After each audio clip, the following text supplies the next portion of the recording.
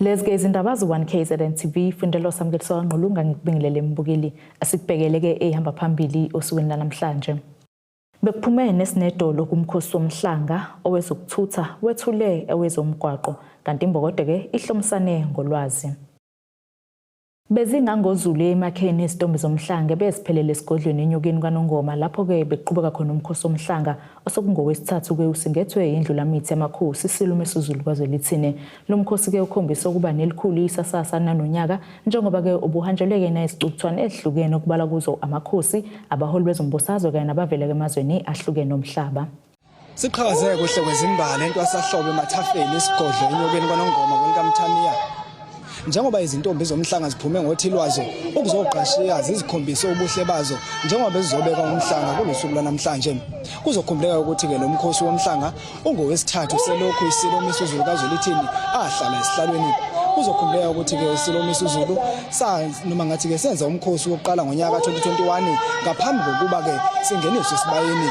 Kanti ke lo mkhosi usungowesibili isilo selokhu sangena esibayeni. Kuningi ngokwenzekile osukwini lwanamhlanje njengoba ke manje sizothola enye yezintombi ezosithatha ke sibeke ngomuzwa wayo ngosuku lwanamhlanje njengoba bethelekile la esigodlweni enyokeni. Dadewethu sikwamukele sitshele uzizwa kanjani njengoba namuhla niphelele ngobuningi benu la esigodlweni sesilo nizobeka umhlanga kunjani ukuyigqaja ngobuntombi benu? Kuyajabulisa ngempela ukubona ukuthi bosisi bethu nathi inkosi yami ukuthi sisabambile usiko lethu futhi nokuthi siyaziqhenya ukuba izintombi ngoba yasigqugquzela ukuthi siqhubeke ukuziphatha kahle futhi that's a good thing for us thina amantombazane kuyasivikela futhi kwizifo eziningi la emhlabeni. Kuningi ukugxekwa dadewethu kweintombi zomhlanga kweintombi into lapho ke abaye bekhulume khona ukuthi azibonakali ziyophelelaphi kukhulunywa amagama amaningi kuthiwe lokho enikwenzayo egcineni niyophelela la besho lezi lokho nalokho awusoku izinto ezingekho zinhle mhlambe kulabo abagcina sebedika ibala along the way ungathini kubona labo abagcina sebegive up belahle phansi umhlanga beqhubeke nezimo zempilo ezingezinhle ukubayala nje banikeze umlomo. Ngingasho ukuthi bodade bethu ngiyazi ukuthi iziningi izinto esihlangabezana nazo ezike sifike zisididise endleleni noma udidisekile nkosi yami zama ukuthi uzibambe uzigqaje uqhubeke wazi ukuthi uma uyintombi yomzi noma uyintombi uzigqaje uzithande ngoba kahle kahle kuba yintombi ukuzithanda lokugcina usiko futhi into enhle la kuthina. Sibonga kakhulu dadewethu ngesikhathi sakho. Lo ke bekungenye yezintombi zomhlanga zikhona la esigodlweni enyokeni ikhombisa ukuzigqaja ngobuntombi bayo. Kanti ke emva kwakhe udadewethu sizothola ke enye futhi izintombi zomhlanga ebuya kwelaseSwazini nayo kezosazisa ngokuzigqaja kwayo ngobuntombi ikakhulukazi njengoba isuka ezweni laseSwazini yaye yatheleka kwaNongoma enyokeni noma ngathi ukuzobungaza lo suku olukhulu kangaka olwezintombi. Dadewethu sikwemukele sitshele usuka le eSwaziland wahamba zonke izinkalo waze watheleka la enyokeni kwaNongoma yini lengaka enenza nishisekele ukuthi nizoba ingxenye yomkhosi womhlanga wasenyokeni kwaNongoma? Siyabonga njengoba kwaziwa ukuthi ilizwe lemazulu nelizwe leSwati yinfo yinye. Sibonga ukuthi nathi sithi imbalita seSwatini bavumile ukuthi site lana site kuto cherisha umkhosi lomkhulu kangaka nalana simelele inkosi yethu yena bayethe inkosi Msado wesithathu longuye malume wayo inkosi yemazulu sitelana sitomelela yena site toti igcaja ngesiko lethu singemaswati site kutoseka emazulu akithi. Dadewethu asibonga kakhulu ngesikhathi sakho. Lo ke bekungenye yezintombi zomhlanga esuka ezweni ke laseSwazini naye ke ephawula ngokuthi njengoba belapha bazomela isizwe sabo njengamaswati.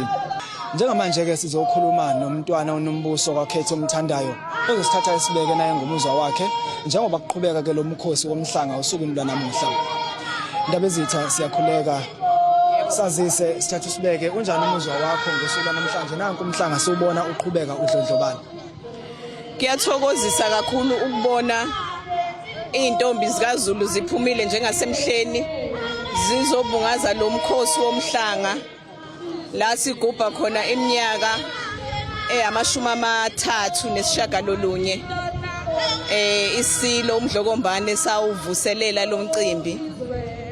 Kuyathokozisa kakhulu, siyathokoza kakhulu siyindlunkulu nakubazali emakhaya abavumile badedela ingane zabo zeza kulolu suku ngoba lo mkhosi angeke ube impumelelo imbali zesizwe zingekho. Siyabona uqhubeka kahle konke kuhamba kahle nezingane ejabulile ziyatshakadula impela amatshitshe ethu imbali zesizwe siyathokoza kakhulu. Lokho ke bekungumntwana unombuso wasesigodlweni kwakhetha umthandayo naye kobe phefumula ngomuzwa wakhe mayelana nosuku lwanamhlanje lomkhosi womhlanga kanjalo ke nokukhipha iziyalo ezibhekise kuzo izimbali zesizwe njengoba ziqhubeka nokugqabashiya zitshakadula esigodlweni enyokeni. Kanti ngomkhosi wanonyaka uthande ukuba nokwehluka kuleyo ejwayelekile njengoba ke isilo uMisuzulu edalule ukuthi namuhla umkhosi womhlanga uzogcina ngeke usaqhubeka usuku lwakusasa lwangesonto njengokujwayelekile njengoba uyobe izinsuku ezimbili. Lo mkhosi womhlanga wanonyaka uzoba usuku olulodwa njengoba namhlanje intombi zomhlanga zonke zobhekisa amabombe emuva ngenxa yesimo esehlile kwaZulu njengoba begubhuzelwe yifu elimnyama ngokuhamba emhlabeni kaNdulu Undunankulu kaZulu inkosi umntwana wakwaphinda namhlanje akusiyona into ejwayelekile. Ngikhala kanye nani, ngikhalela isizwe umsebenzi umntwana awenzile ngingasasho umsebenzi wasedlunkulu nje kuphela nokumela iqiniso kwaze kwaba kusekugcineni. Sithe namhlanje uhlelo aluzukufana njengokujwayelekile ngoba ngokomthetho wesintu, umthetho wesiZulu, umthetho wasedlunkulu mase kuze kwavela isimo esinzima kangaka akungabe sakhulunywa phekwaso, akungabe kusaba khona izinkulumo ukuhlonipha isimo esibhekene naso njengesizwe. Ezindabeni ze1KZNTV kubika umqondisi Myeni ngekwanongoma enyokeni. Usuku lwanamhlanje usuku olubhlungu kakhulu kithi njengeqembu lenkatha inkululeko ngokulahlekelwa umsunguli weqembu nomuntu obe udondolo ebesidondolozela ngalo. Ngifisa ukuqala ukwedlulisa ukubonga kwethu kubantu baseningizimu neAfrika, kumaqembu ezombusazwe onke nakuzo zonke inhlaka ezakhele izwe lethu. Ngesikhathi umntwana kwaphinda ngene esesibhedlela bameseke kakhulu ngomkhuleko kwaze kwafika la ephuma khona ebasekhaya ngosuku lwangeSabatha ntambama. Besikholelwa sonke ukuthi uzokelulama masinyane. Namanje ke ngifisa ukuphinde ngidlulisa ukubonga okufanayo ngoba amazwi enduduzo esiwathola evela kubo bonke abaholi bamaqembu ezombusazwe asho ukuthi siyakwazi njengezwe ukuma ndawonye sikhulume ngezwi elilodwa. Ngifisa ukudlulisa ke ukubonga bese ngiyibonga futhi nazo zonke inhlaka zezwe ngomnikelo eziwenzile ukuba umntwana kwaphinda ngene uma ethula basidlulisele amazwi akwazi ukusiqinisa njengeqembu lenkatha inkululeko nabantu kade bekholelwa kakhulu kuyena. Angikhaleleke isilo samabandla, ingonyama yethu ishayeke kakhulu kusukela umntwana kwaphinda ngene egula njengoba sazi sonke ukuthi ukuba ibekwe esihlalweni ingonyama yethu kwaba umsebenzi owenziwa umntwana kwaphinda ngene. Sithi ke phephisa silo esikhulu, awushayekile wedwa, ushayeke kanye nathi sonke njengabantu abangaphansi kwakho nabuye bengene futhi ngaphansi kweqembu lenkatha yenkululeko. Fisa ukuthi ke ngiphethe ngokuthi umndeni uzokwazisa kusasa usuku umntwana azofihlwa ngalo. Sesike sahlangana ikomiti sashiyela ke ekomidini elizobe lihlangana insuku zonke. Umndeni kutheke kwintambama yanamhlanje azothi mayisephelela amalungu omndeni bakwazi ukukhipha usuku bese kwaziswa isizwe sonke. Ngakolunye uhlangothi iqembu leIFP lizoba nenkonzo yesikhumbuzo la lizokhumbula khona umntwana okwaphinda ngene. Sisaye emhlanganweni njengoba ngisuka la yila sizoqopha khona usuku ukuthi inkonzo yesikhumbuzo sizokuyenza nini, siyomemezela futhi ukuze abezindaba bakwazi ukuzidlulisela kubo bonke abantu baseningizimu neAfrika. Ngiphethe ngokuthi ke sithobeka kakhulu ngamazwi enduduzo nanokukhombisa nje abantu baseningizimu neAfrika ukuthi bayakwazi ukuma ndawonye bakhulume ngezwe lodwa ngaphandle kokuba babheke isimo sabo sezombusazwe esengazuthi kiningizimu neAfrika ibingaqhubeka la ufana ikhulume khona ngezwe elilodwa, ikhulume khona ngezwe elilodwa. Inkinga eziningi esibhekene nazo siyokwazi futhi ukuyithombulula ngokwenza njalo. Injabulo yabantu besifazane KwaZulu-Natal ababalelwa ku200 bemukela ke izincwadi zokuqasha kwabo emkhakheni wephoyisa lwemgwaqo. Lokhu ke kwenzeke ekolishi lokuqeqeshwa kwamaphoyisa esifundazweni elizinzeke eMgungundlovu lapho Undunankulu noMsadube emukelise khona laba ngezincwadi zabo. Uthe ngalokhu ke basaqhuba uhlelo likahulumeni wesifundazwe lokuqasha oluthi ke sithesha waya. Injabulo kubantu abayama200 abamukele izincwadi zokuqashwa njengamaphoyisa omgwaqo KwaZulu-Natal. Kulaba khona noVuyo Maphanga oneminyaka 19 ubudala. Ukujabula ukwazi ukuthi noma ngimncane ngimngaka amathuba khona endayatholakala for youth. Umkhakha engene kuona empeleni ngawuthanda from ngisamncane.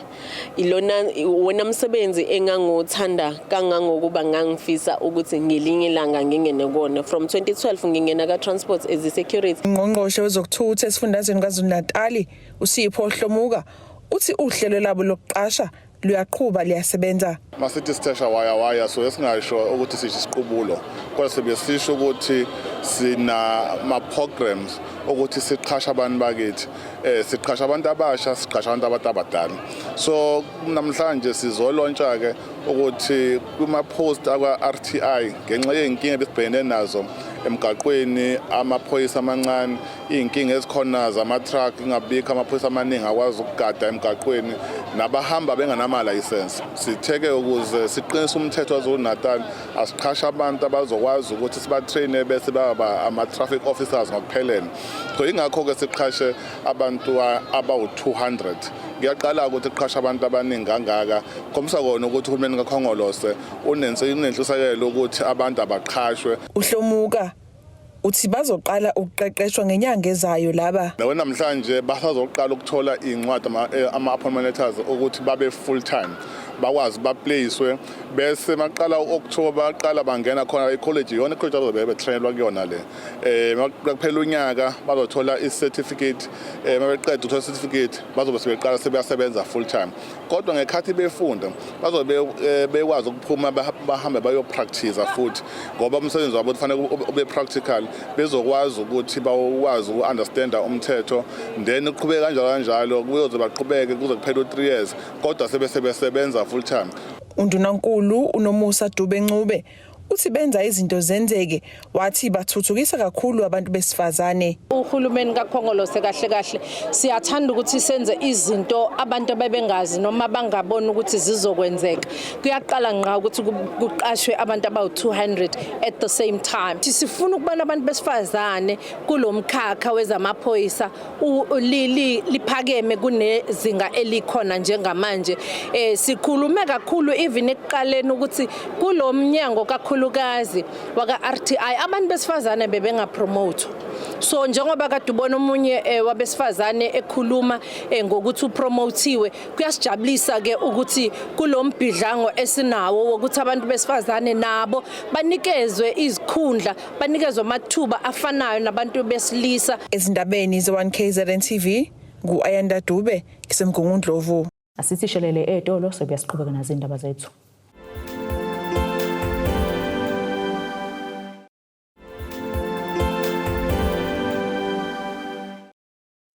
Asikwamukele imbukeli ubukele indaba ze1KZNTV naze sithi zona ehamba phambili. Bekuphume nesinedolo kumkhosi Womhlanga owezokuthutha wethule ewezomgwaqo kanti imbokodo ke ihlomsane ngolwazi. Oyilungu lesishayamthetho sesifundazwe KwaZulu-Natal uZandile Gumede uthi nakuba-ke isidlulile inyanga abantu besifazane kodwa-ke kubalulekile ukuthi abesifazane babe nayo-ke imihlangano yokucobelelana ngamasu okungena kwezamabhizinisi, ukuphatha emakhaya ngendlela enenhlonipho kanye-ke nokuzithuthukisa. uGumede usho lokhu-ke emcimbini wabantu besifazane obubanjele eThekwini. Mam Gumede, siyabonga ngesikhathi sakho sakubingelela endabeni zenze1KZNTV. Siyabonga Tebogo, siyabonga kakhulu. Ngibingelele abalaleli, ngibingelela nawe ndodakazi yami. Nihlangene namhlanje la isitebutiyesa eThekwini ningabantu besifazane. Mhlawumbe omunye uzoyibuza ukuthi imicimbi eminingi beyenzeka ngo-August njengoba kuyinyanga yabantu besifazane. Bathi nibonakala niqhubeka nihlangana futhi nabantu besifazane, ngabe yini le nihlangene ngayo? Namhlanje sihlangene la Stable Theatre njenge-deployee kahulumeni weKwaZulu-Natal ukuzoqinisekisa ukuthi sivala inyanga yabesifazane njengoba sazi ukuthi kube khona izinto eziningi ezenzakalile kubantu besifazane engazange zisithokozise. Inyanga kaAugust okunoma si-celebrate yaphenduka usizi, okube kubi kakhulu ukubuka endabeni ukuthi kube khona ngisho bonaka abesifazane abanye abangenalo uzwela njengalona nje esimbone oboshelwe umyeni wakhe osolwa sengathi uye owenza itulo lokubulala umyeni wakhe. Usiphatha kabi-ke lokho. Siqinisekisile ukuthi ngoba ziningi kakhulu igameko ezenzekile ngo-August month, sizoqinisekisa manje ukuthi siba nomkhuleko, siphinde futhi sicijisane njengabantu besifazane ukuthi singayisa kanjani izinto phambili. Siphinde sahlanganisa futhi ukuthi ngoba sekuyinyanga yamagugu, inyanga kaSeptember njengoba ubona nje abesifazane behlobile nami ngihlobile ngezesizulu, sizoqinisekisa ukuthi nawo futhi siyayivula. Sizoqinisekisa ukuthi njengoba kusasa kweyiwa emhlangeni sizothi kubantwana bethu ukuyiphatha kahle kuzobenza ukuthi mabefunda baphinde bayiphathe kahle futhi kuzobenzela ikusasa elihle eliqhakazile. Sizoqhakambisa futhi nabesifazana abasebancane abazobe bekhuluma la ngaphakathi abazisungulela i-bakery, bazosho ukuthi baqala kanjani. Namhlanje basuplya izitolo ezinkulu, basuplya emphakathini. Sizosho ukuthi ngaphandle kokuqashwa abantu besifazane bangazenzela bona imisebenzi yabo engakwazi ukuthi ibaphilise. Ngesinye isikhathi manje nihlangene kanjeni nikhulisane nangekutheni nicobelelana ngokuphatha kwezikhundla nokuthi kubalekile basemabhizinisini ukuze besifazane bekwazi ukuzimela. Mhlawumbe umyalezo njengowushaya kubona bonke abakhona ngaphakathi. Umlayezo engizowushiya kwabesifazane sinomama uZama Sokhabase nomfundisi wethu, umfundisikazi wethu ozocija abesifazane okuyena oyi-guest speaker. Sikhethena ngoba uzoshaya inyoni embili ngetsheli lodwa. Uwumuntu ophambili kwezamabhizinisi aphinde futhi umazi kakhulu uNkulunkulu. Sizokuthi uma inzalo yethu singayikhulisa ngokuthi ihloniphane, ingakwazi ukuthi konke kuhambe kahle kuyona. Kuningi abesifazane bazokuthola ngaphakathi okuzokwenza ukuthi mabephindele emuva. Ingani phela mina njoba ngila ngideploye khona enkabeni yeTheku, ngideploya uhulumeni wami KwaZulu-Natal nombutho wethu. So siyaqinisekisa ukuthi konke sikwenzayo abesifazane bahamba phambili nabantwana ukuze ikusasa lethu libe kahle, ngoba ikuthiwa inkunzi isematholeni. Uphinde kuthiwa futhi mawufundisa umuntu wesifazane ufundisa isizwe, ngoba uyaqinisekisa ukuthi uyayitshala imbewu efanelekile keke phambili. Sibonga kakhulu ngesikhathi sakho. Sibonga kakhulu Tebogo. Mam Zandile Gumede oyilungu lesishayamthetho eKwaZulu-Natal njengoba behlele umcimbi ohlanganisa abantu besifazane, uyaveza ukuthi ziningi izinto abazocobelelana ngazo, ukuthulisa amabhizinisi kanjalo nezinye zezinto nje engezinhle ezenzekile kubantu besifazane ngenyanga yabo. Waphinde futhi wayigxeka kakhulu nale eyinsolo ethu lomunye umuntu wesifazane walapha eMlazi osola ngokubulala umyeni wakhe. uTebogo sibisi ezindaba ze1KZNTV iseThekwini. Ukhathazekile umphakathi waseMangcengce eBukhanana ngebhuloho labahamba ngezinyawo elikule ndawo elingasekho-ke esimeni. Lokhu kwekuqame ngemuva kwesigameko lapho kuphoseke khona umfundi kulelo bhuloho ebuya esikoleni nogcineke elimele kanzima. Induna lesi sigodi Moses Sikhakhane unxusa uhulumeni ukuthi-ke ungenelele kulungise leli bhuloho kungaze-ke kwehleke izigameko ezinkulu kunalesi. Isigameko sokuphonseka kwebhuloho elimale kumfundi wesikole samabanga aphansi Sabokwe Primary seMangcengce eBukhanana sesiqubule okukhulu ukukhathazeka emphakathini kanye nabazali bezingane eziwela kuleli bhuloho uma ziya esikoleni. Unkosi Ngiphile Nkwanyana ungumama walomfundo olimale kuleli bhuloho uchaza ngendlela umntwana wakhe alimale ngayo.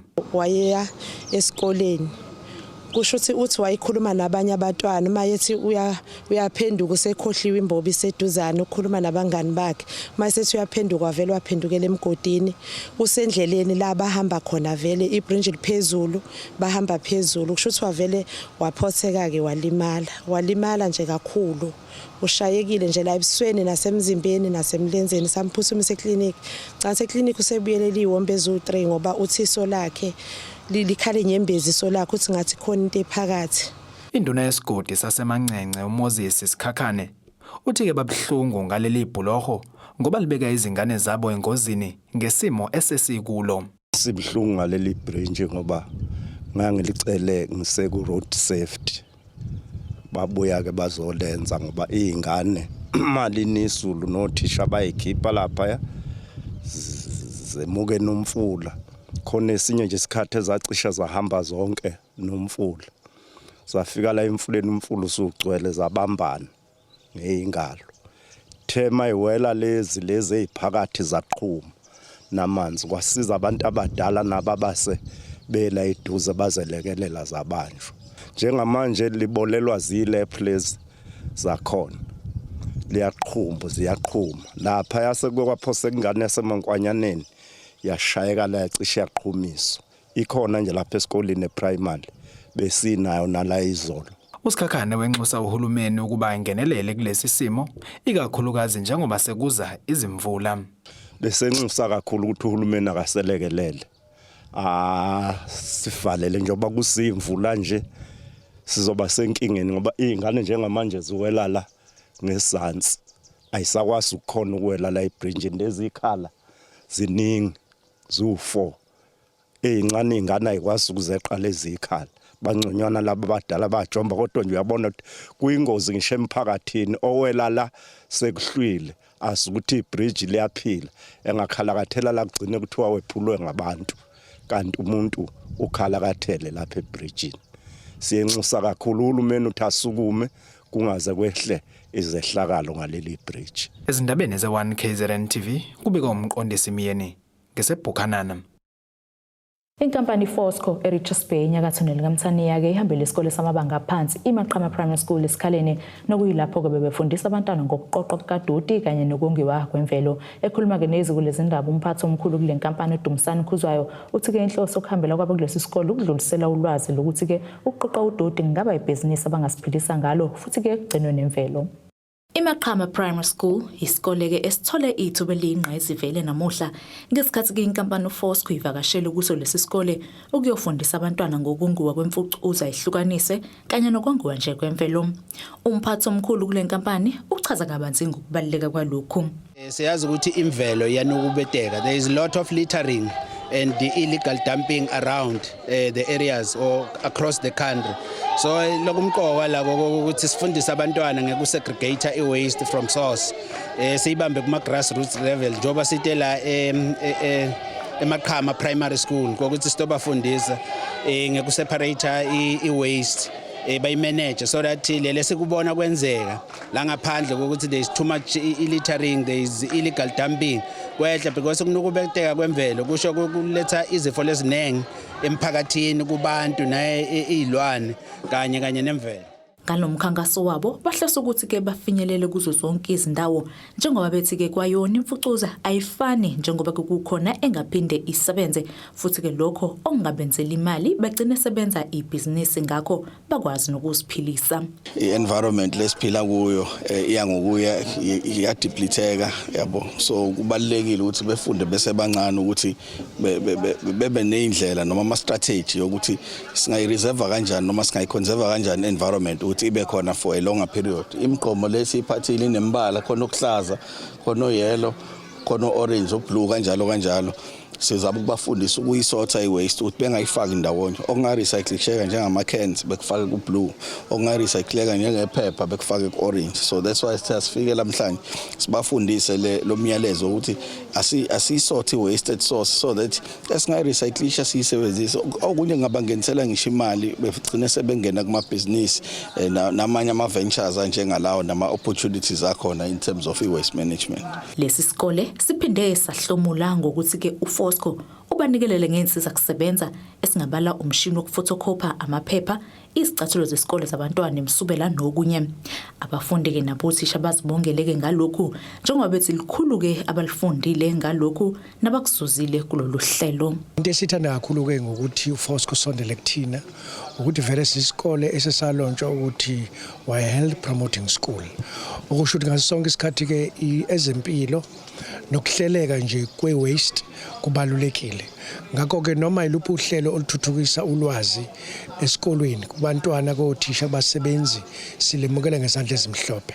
Siyafisa ukuthi ke njengoba befikile nje lokho abasifundisa khona lokho abasipha khona sikwazi ukusebenzisa kahle.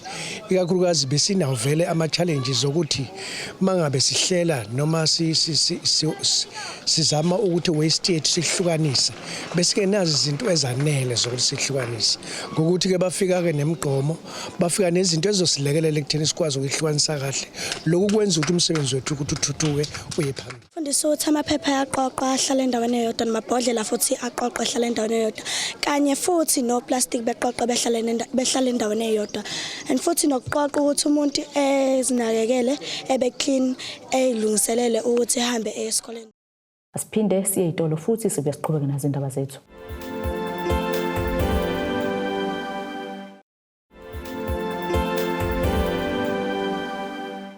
Asiphinde sikwamukele umbukeli usabukela indaba ze1KZNTV nazi ke besithi zona ihamba phambili. Bekuphume nesinedolo kumkhosi womhlanga owezokuthutha wethule ewezomgwaqo kanti imbokode ke ihlomsane ngolwazi. Asikubhekele ke ngosini yezomnotho.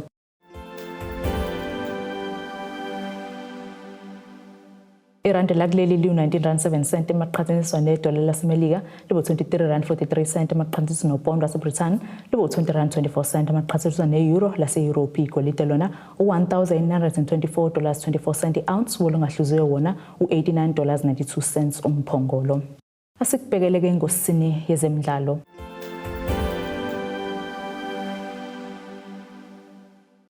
Iqembu lesizwe lakuleli lebhola lombhoxo laseNingizimu Afrika lizoya ke emidlalweni wokuvula indebe yomhlaba yerugby ka-2023 neScotland. Lazi kahle ukuthi ke umlando uyalivuna. Yize ke kunjalo kodwa lokho akulindeleki kube nomthelelo omkhulu uma sebehlangana ngesonto enkundleni Marseille eFrance. Owamelike amaqembu azodlala kuqala wamaqoqo Stade Velodrome ngo-5:45 ntambama enolwazi lokuthi ke ukunqoba kuzowabeka endaweni enhle kuPool B ngaphambi kokududulana neIreland, iTonga neRomania. Nasike isimo sezulu lesingalindeleka.